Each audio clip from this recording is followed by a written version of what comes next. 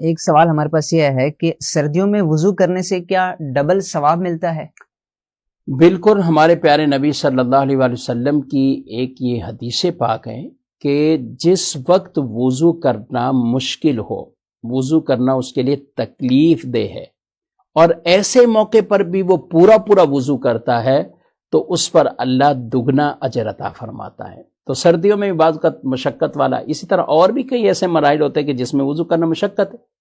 اب آدمی نے جو ہے وہ جرابیں پہنی ہوئی ہے، شوز پہنے ہوئے، اب اس کو وضو کرنا ہے، تو کچھ لوگ غفلت کرتے ہیں کہ یہ ہماری عام اونی جرابیں جو ہوتی ہیں کپڑے والی، اون والی، اس پر بھی وہ مسح کرتے ہیں، حالانکہ اس پہ جائز نہیں مسح۔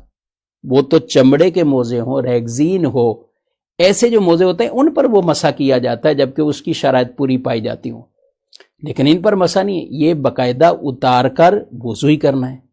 اب پانی وسا کا ٹھنڈا ہوتا ہے یا پانی گرم بھی ہو تو ظاہر ہے وضو کرنے کے بعد کچھ ٹھنڈک لگتی ہے، تو یہ کیا ہے؟ یہ ایک طرح کی عبادت کے لیے آپ نے ایک مشقت اٹھائی ہے، اس پر اللہ اجر دے گا، ثواب دے گا۔